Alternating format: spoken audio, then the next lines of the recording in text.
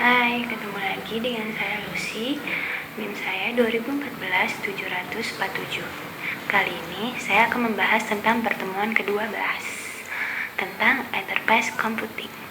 Enterprise Computing merupakan penggunaan komputer yang pemakaiannya terkoneksi rangkaian jaringan internet seperti LAN dan WANs yang mempunyai perbedaan dalam operating system, protokol, dan arsitektur networknya. Lalu, gadget Linux, komputer Windows dapat mengaksesnya karena mereka terkoneksi oleh internet meskipun menggunakan sistem operasi yang berbeda. Tetapi, jikalau ada jaringan internet, kita dapat mengaksesnya. Lalu saya akan menjelaskan tentang jenis enterprise. Jenis enterprise yang pertama, retail enterprise seperti hypermarket dan supermarket. Lalu, manufacturing enterprise seperti pabrik yang memproduksi barang mentah menjadi barang jadi. Selanjutnya, service enterprise, contohnya asuransi dan bank. Lalu, wholesale enterprise atau penjual grosir, government enterprise, educational enterprise seperti sekolah dan kampus. Lalu, transportation enterprise seperti PT KAI, Kereta Api Indonesia, dan maskapai penerbangan. Enterprise information merupakan informasi yang dikumpulkan ketika operasional sedang berlangsung, alat bantu yang diperlukan untuk pengelolaan. Enterprise information adalah yang pertama, business intelligence, suatu teknik atau metode untuk menganalisis data-data historis untuk memprediksi, melihat suatu pola, tren, dan lain sebagainya. Lalu, business process management, rangkaian pekerjaan atau urutan pekerjaan. Selanjutnya, business process automation, cara kerjanya secara digital melalui bantuan internet. Selanjutnya, saya akan menjelaskan tentang peranan manajer. Peranan manajer yaitu mengkoordinasi sumber daya dengan cara melakukan aktivitas di bawah ini, seperti planning. Manajer bertugas merencanakan apa yang harus kita kerjakan. Lalu, organizing. Manajer juga mempunyai tugas untuk membagi dan mengatur kewajiban yang harus dikerjakan bawahannya. Yang ketiga, leading. Manajer juga mempunyai kewajiban untuk memimpin jalannya tugas agar semuanya berjalan dengan baik dan mencapai tujuan yang telah disepakati. Yang terakhir, controlling.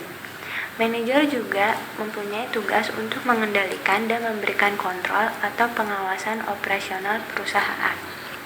Lalu, sistem informasi adalah satu set teknologi informasi dan orang yang bekerja sama secara manual melalui software jaringan dalam sebuah perusahaan memiliki unit-unit fungsi atau fungsional dalam semua perusahaan. Di antaranya, yang pertama, accounting finance.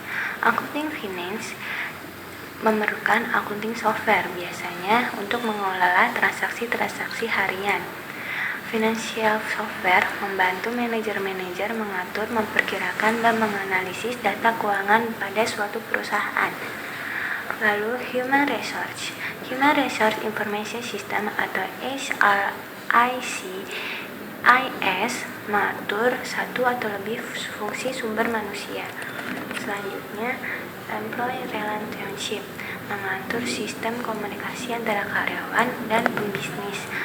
Lalu, engineering. Engineering computer aided design atau biasa disebut COD, software untuk membuat desain, rekayasa gambar, draft, dan sampel. CAE menggunakan komputer untuk menguji coba produk yang telah dirancang. Manufacturing. Computer Aided Manufacturing atau CAM, penggunaan komputer untuk mengendalikan perlengkapan produksi. Computer Integrated Manufacturing atau CIM menggunakan komputer untuk mengintegrasi beberapa perbedaan operasi dalam proses manufaktur, ada urutannya. Material Requirement Planning atau MRP menggunakan software untuk memonitor dan memproses dan bisa memprediksi berapa banyak bahan baku yang harus dibeli untuk memproduksi. Lalu, Manufacturing Resource Planning MRP2 adalah MRP2, sebuah perluasan dari MRP dan juga termasuk software yang membantu dalam penjadwalan. Selanjutnya, marketing. Marketing merupakan sebuah sistem kontrol kualitas membantu sebuah organisasi mengelola dan meningkatkan kualitas produksi serta layanannya. Sistem informasi marketing menyediakan sebuah ketentuan untuk tugas yang diberikan dari Departemen Marketing.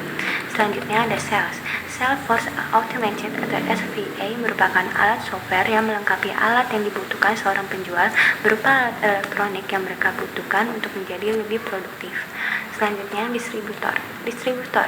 Sistem distributor melakukan fungsi-fungsi seperti yang pertama, menyediakan pengaturan untuk menghitung inventory. Yang kedua, mengelola dan bisa melacak pengiriman produk. Yang ketiga, menyediakan informasi dan analisis dalam sebuah gudang. Lalu selanjutnya, customer service. Customer service atau Customer Interaction Management atau CAM merupakan software yang mengelola interaksi hari demi hari yang berasal dari pelanggan. Dan yang paling terakhir adalah informasi teknologi. Informasi teknologi, departemen membuat keputusan teknologi untuk suatu perusahaan dengan cara membangun sendiri sistem informasi menjadi suatu info yang dibutuhkan oleh perusahaan. Nah, demikian penjelasan dari saya tentang pertemuan ke-12. Pertemuan terakhir untuk blog tentang pelajaran dari cetak. Nah, selanjutnya juga ada pembahasan dari teman-teman saya. Sampai jumpa. Ini video terakhir saya untuk blog ini. Kalau kangen, ya udah. Terima kasih ya. Dadah.